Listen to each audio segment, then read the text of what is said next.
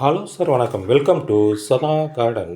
இப்போ உங்களுக்கு இந்த வாழைப்பழத்தை தோலினுடைய சிறப்பை பற்றி இந்த வீடியோவில் சொல்லணும் வந்திருக்கோம். இந்த வாழைப்பழத்தை நம்ம எல்லாருமே விரும்பி சாப்பிடுவோம். விரும்பி சாப்பிட்ட பின்னாடி இந்த தோலை தூக்கி போட்டுருவோம். அந்த தோலை தூக்கி போடக்கூடாது.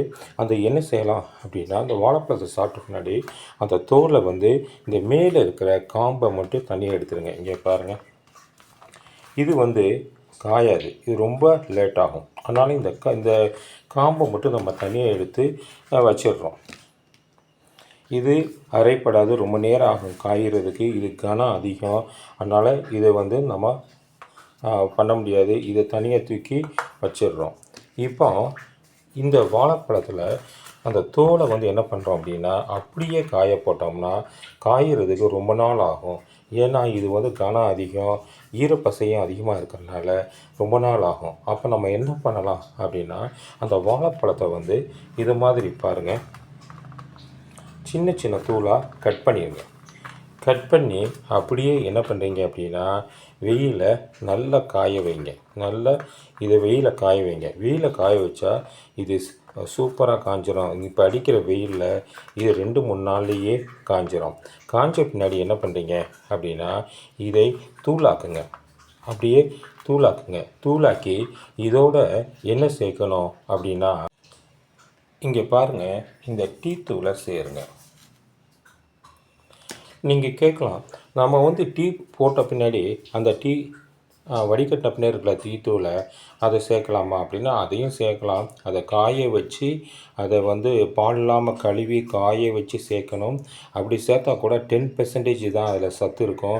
அதிகளவு சத்து இருக்காது.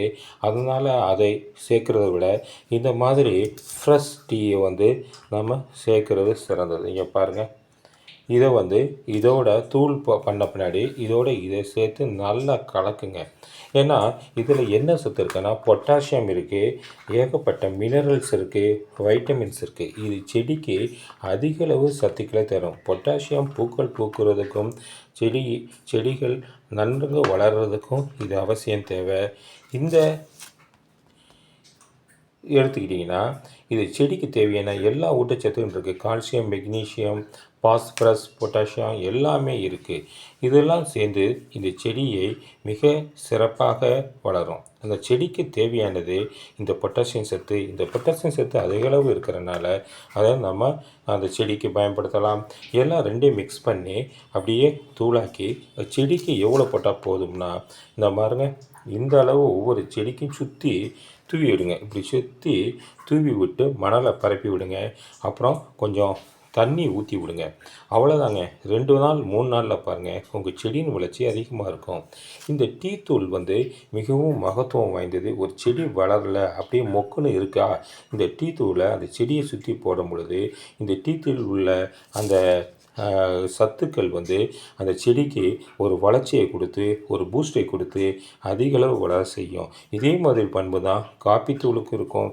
காப்பி தூள்லேயும் அந்த சத்து இருக்குது. நம்ம 2ல் 1 போட்டால் போதும். இந்த 2ஐயும் சேரும்போது உங்கள் செடிக்கு தேவையான எல்லா சத்துக்களும் கிடைக்கும். அதனால் இனிமேல் இந்த வாழைப்பழத்தோலை தூக்கி எறியாதீங்க, சேமித்து வைங்க. அதை கட் பண்ணுங்கள். இது மாதிரி கட் பண்ணுங்கள். இந்த கனமான இந்த பகுதியை தூக்கி எறிங்க. இதையோட இந்த டீ தூளை சேருங்க, செடிக்கு போட்டு பாருங்கள். அப்புறம் உங்கள் செடி வளர்ச்சியை பாருங்கள். இந்த செடி வளர்ச்சி எப்படி இருக்குன்னு எங்களுக்கு கமெண்ட்ஸில் சொல்லுங்கள். இந்த வாழைப்பழத்தோல் டீ தூள் பதிவை உங்களுக்கு வழங்கியது உங்களுடைய சதா கார்டன். இந்த சதா கார்டன் சேனல் பிடிச்சிருந்தா இந்த சதா கார்டன் சேனலுக்கு ஒரு லைக் பண்ணுங்கள், ஒரு சப்ஸ்கிரைப் பண்ணுங்கள், ஒரு ஷேர் பண்ணுங்கள். நீங்கள் பண்ணுகின்ற ஒவ்வொரு ஷேரும் எங்களுக்கு ஒரு புத்துணர்வை கொடுக்கும். அப்படியே அந்த ஹைப் பட்டனை தட்டி விடுங்க. அப்பொழுது தான் எங்களுடைய பதிவு அடுத்தடுத்த இடத்துக்கு நகரும். ஆகையினால் மறக்காமல் அந்த ஹை பட்டனை தட்டி விடுங்க. சதா கார்டன். தேங்க்யூ.